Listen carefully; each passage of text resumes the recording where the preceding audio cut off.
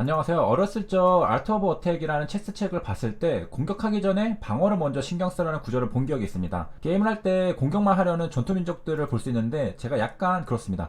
공격에 눈이 멀어서 내가 죽는 자리를 보지를 못합니다. 보통 이제 탄탄하게 방어하다가 급소를 찌르는 스타일이 위태롭지 않습니다. 이번 아파테니 논문 결과 부작용을 보면서 든 생각인데요. 신약 개발에서 에피커시랑 세이프티 중에 무엇이 더 중요하냐는 질문에 저는 당연 세이프티라고 말하고 싶습니다. 효능이 아무리 좋아도 일단은 안전해야 쓸 수 있는 거니까 말이죠. 저번 시간에는 이제 이피커시를 봤으니까 이번에는 세이프티를 봐야 되겠습니다. 자, 애드버스 리액션으로 오면요, 부작용들을 보면요, 이제 블러드 프레셔가 25%, 그 다음에 패티그가 16%, 프로틴유리가 9.7%입니다. 그래서 대부분의 부작용들이 그렇게 심각하지 않다는 것을 확인할 수 있는데요. 아파팀을 복용했을 때 4분의 1 정도가 혈압이 좀 올라가는 그런 부작용이 있었고, 그다음에 패티그는 extreme tiredness라는 뜻이거든요. 그래서 예문을 보면은 she was suffering from fatigue, 그러니까 피곤에 시달리고 있다. 그래서 지치고 탈진되면 에너지가 고갈된 느낌. 그래서 혈압이랑 피로감이 지금 합쳐서 40%입니다. 거의 절반에 가까운 거죠. 이런 부작용들은 일반인이 봐도 크게 심하지 않다는 것을 알 수 있습니다. 그래서 레벨 1, 2 부작용입니다. 레벨 3이랑 4로 올라갈수록 부작용이 세지는데 굉장히 낮은 부작용이라는 것이죠. 그 다음에 추가로 이제 패티그랑 관련된 신체 기관이 있는데, 우리는 이제 피곤한 게 간 때문이다 라고 생각을 하는데 갑상선도 있고 여기 콩팥도 있습니다. 이런 것들에 이제 관련이 되어 있다고 하고요.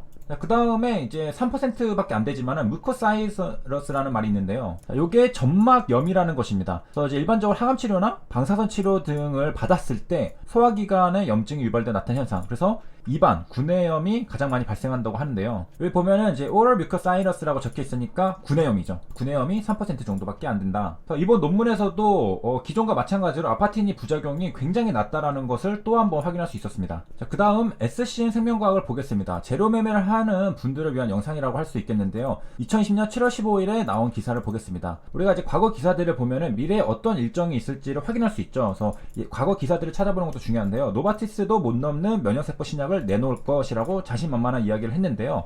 M&A를 한 기업들의 성과에 대한 이야기입니다. 그래서 지난해 2019년 2월에는 코이뮨을 인수를 했고요. 그 다음에 2020년 1월에는 이 코이뮨을 통해서 이탈리아 바이오 기업인 포뮬라를 인수했습니다. 그러니까 1년 새 두 곳의 기업을 인수를 했는데요. 이 중에서 이제 포뮬라 같은 경우에는 CIK 치료제를 보유하고 있었습니다.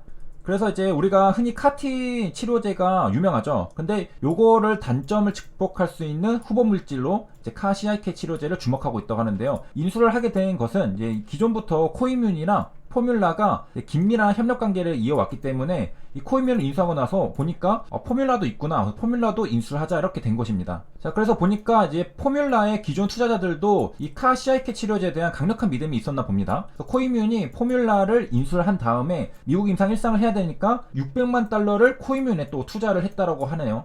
그 다음에 이제 코이뮨에 대해서 이제 복습을 잠깐 하면은 저번 시간에 봤듯이 51%를 SCN 생명과학이 가지고 있고요. 1858m 제곱의 CGMP 생산시설을 갖추고 있습니다. 그래서 미국에서도 이제 이만한 생산시설을 갖춘 업체가 없어서 인수에 적극 나섰다고 하는데요. 그 다음에 코이뮨은 이 수지상세포 발견으로 노벨상을 받은 창업자가 세운 회사죠.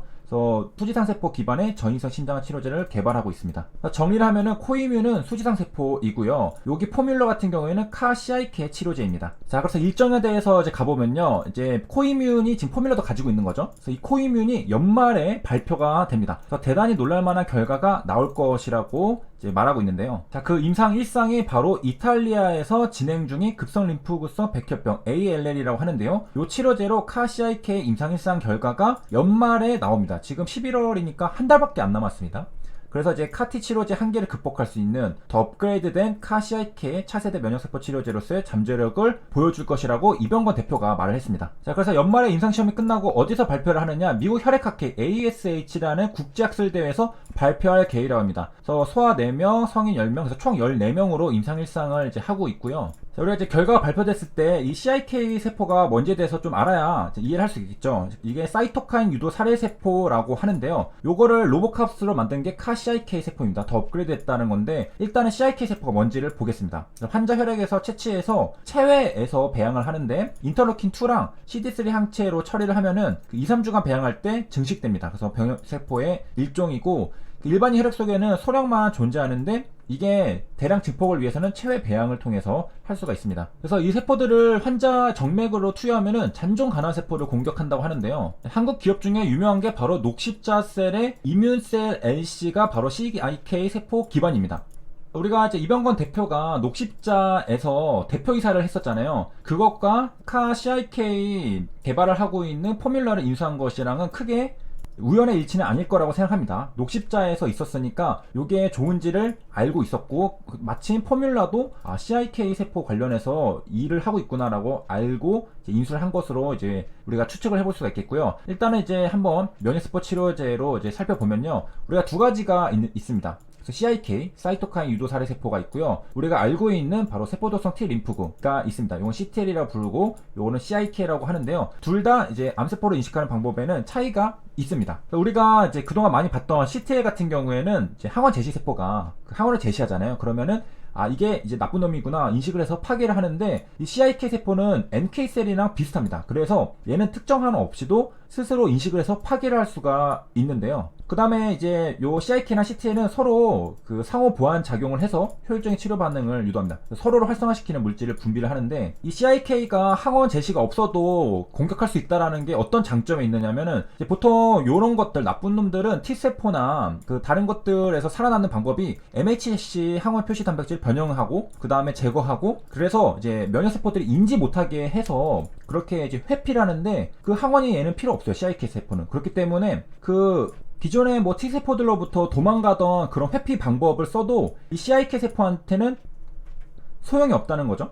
그러니까 암세포들이 그 가짜 신분증 내밀면서 야, 난 너 편이야 하지만은 나는 그런 거 안 봐 하면서 그냥 죽이는 거죠. 그래서 현재 치료 효과를 증대시키고 생산 단가를 낮추기 위한 연구가 진행 중이다 합니다. 그 다음에 녹십자 홈페이지에 가면은 이렇게 CIK 세포가 그 면역세포잖아요. 이 암세포는 초록색입니다. 요거를 공격하는 모습을 볼 수 있는데, 같이 한번 보면은 이 초록색이 없어지죠. 얘도 없어지고, 얘도 없어지고, 얘도 없어지고, 얘도 없어지고 있고, 얘도 없어지고, 이렇게 공격하는 모습을 볼 수가 있습니다. 항원 같은 걸로 공격하는 게 아니라 그냥 잡아 죽이는 거죠. 그래서 이제 CIK 같은 경우에는 항원 제시가 없어도 인지하여 제거하는 방법이 있습니다. 그래서 Non-MHC Class 1 Restricted라고 적혀 있고요. 그 다음에 우리가 흔히 알고 있었던 T셀인 CTL 같은 경우에는 MHC Class 1 Restricted라고 적혀 있습니다. 그래서 얘는 이제 MHC Class 1의 항원 정보를 획득해서 이제 제거를 하는 겁니다. 일반 세포들은 이제 MHC 클래스 1을 다 가지고 있거든요. 그래서 신분증을 내밉니다. 그래서 T셀이 확인하고서 통과하고 이상한 놈들은 죽이고 하는 건데, 암세포는 가짜 신분증을 내밀어서 이 T셀을 회피했던 건데,